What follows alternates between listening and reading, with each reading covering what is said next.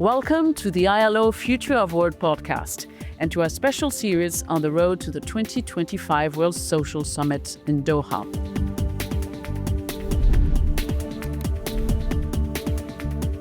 As inequalities deepen and the world grapples with demographic, technological, and environmental changes, this second World Summit on Social Development, 30 years after Copenhagen, offers a crucial platform for global dialogue and action.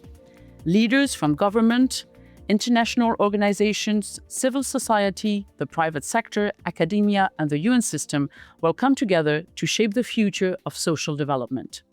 So in this episode, we're going to analyze what's at stake. We're going to ask, why does this summit matter? What's really at stake for social development and multilateralism, and what role the ILO is going to play?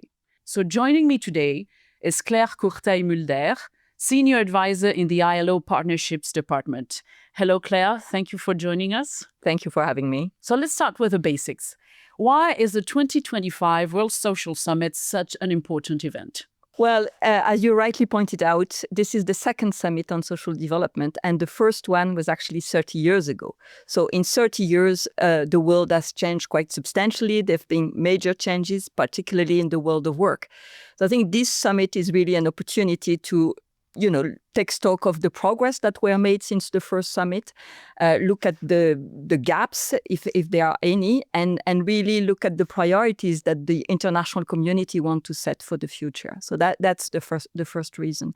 The second reason, I think, it's that, as you said, I mean, in a context where multilateralism is going through a difficult time, I think it's the right moment really for the international community to look at the place of social development. What is the priority that they want to give? We know social development is really at the heart of the UN, but what is the place that the international community want to give to social development in that new context? So it's a moment to update, to rethink social development in a new era, to understand what the summit hopes to achieve. So let's turn now to its goals and how to align with a global agenda. So what are exactly the goals of this Doha meeting? Well, the Copenhagen Summit 30 years ago defined social development according to three pillars of priorities, if you want. The first one is the eradication of poverty. The second one is productive employment and decent work for all. And the third one is social cohesion. So certainly one of the key objectives of the summit, I would say, is really to set ambitious goals on those three areas. So that goes, from, of course, decent work, health, education, social protection. And how do we move forward in the coming years on those issues? I think also an important dimension is the implementation.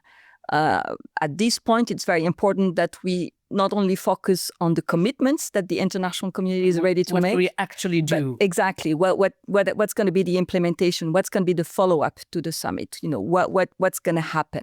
I think that's also something not only the international community, but also the people around the world are asking. And the third is about the trust that needs to be restored somehow in the international institution, international system. And I believe that the trust will be increased certainly if there is real implementation on the ground. If the summit can really get to the people and make a change in their lives. So let's talk about the role of the ILO. The core mission of the ILO is to promote social justice and decent work. So how is the organization going to contribute to this event, to this summit?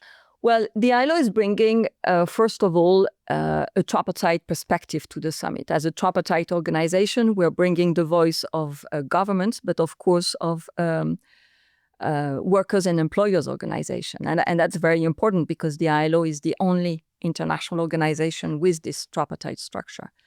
And the second thing that the ILO is bringing really to the summit, and that the tripartite constituent have been calling for, is a new social contract. And that's the idea that, in light of the current context where you were referring to the increase of inequality, new technological progress such as artificial intelligence. We've got also a world aging population. And all this is changing very fast. This is changing extremely fast. And this is where the notion of a new social contract comes in. How can the international community work better together to ensure that together they can actually address, the challenges and these opportunities of this new world? And how this articulate with actually the summit? What are the concrete proposals that the ILO is coming to the summit? Well, in the resolution that was adopted by the International Labour Conference, and there's also another document which is called the messages that the governing body of the ILO sent to the summit. There's a number, quite a long list of proposals. But give us three. Three. Well, certainly there is one on the importance of this enabling macroeconomic environment that we were talking about before. Today, we've got more than 3 billion people that are living in countries that are paying more on debt services than on health or education. So the idea of having really an enabling environment that can actually, foster social development is key. If there is no economy that works, there cannot be any social development, progress on social development. So that's an important one. The second is, of course, the promotion of decent work and looking particularly at the transition from the informal to the formal economy. We've got half of the world population living, having a living in the informal economy. Which is a lot. Which is a lot. It's about, I think, almost 60% of the working population. So that transition is really crucial. A third point is social protection and how do we progress towards the objective of universal social protection. So our constituent came up with a proposal that would be to increase the coverage of social protection by 2 percentage points a year. So that's a very concrete proposal that the ILO has been voicing. Youth employment is crucial. We've got 1 out of 5 young people in the world that is not in education, not in employment, not in training. So how can we reduce that rate to a more acceptable level? Also a very important point. We've got the issue of climate change. How are we going to address the social dimension from a world of work perspective? Yeah, address the social dimension of climate change, social dialogue, social partners, and the role of the civil society, which is also crucial in advancing social development. And one of the other important goals of the summit is to broaden the dialogue, and also encourage multi-stakeholders partnerships. And here the ILO has the Global Coalition for Social Justice. How is it going to play? What role is it going to play? The coalition can play in the summit? Yeah. So the coalition, I think, has really a key role to play because it's a very broad coalition. As you know, we did more than 300 partners among government, NGOs, social partners, research institute, academia, of course, international organizations as well. So it's really a broad membership that can really advance social development progress at the national level. So what we would like to see is really the coalition taking a leading role in implementing the outcome of the summit. That the members of the coalition, because it's an member-driven coalition, that the members of the coalition can actually take the lead and address and have a mandate to implement the political declaration of the summit.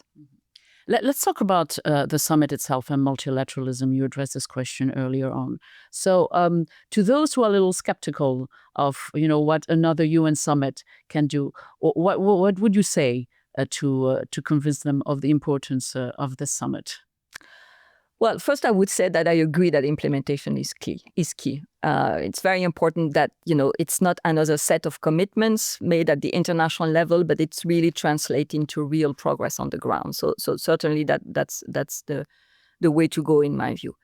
Second, I would say that, at a moment where multilateralism is really questioned, there is a need for the international community to come together and to take stock of the challenges, the global challenges and opportunities that we are facing, and how they can together address them. And that there is no other way than dialogue. We need this moment of dialogue of the international community, particularly at this moment where it's so complicated, it's so difficult, it's so fragmented. So it's really about avoiding, more fragmentation and trying to reunite the international community behind those social development goals, ambitious social development goals, we hope. So when nobody seems too willing to talk, it's the moment precisely to organize this kind of event, to prove that it's possible. Yeah, to do this possible, to prove it can work, it works, it has been working despite everything. I mean, there's been quite a lot of progress.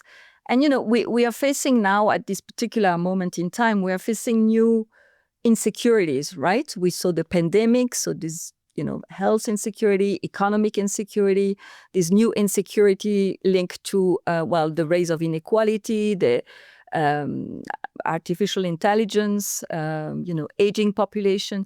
So it's really about how do we work together really to respond to those global insecurity that are common. There's no These are global problems, so we need global solutions. And climate is the best example. There is no one single country that can, address the issue of climate change on its own. It really needs to come from the international community. Thank you very much, Claire. Thank you for your explanation. This is the end of our podcast. Today we spoke with Claire Courteille-Mulder, Senior Advisor in the ILO Partnerships Department, about the upcoming World Social Summit in Doha.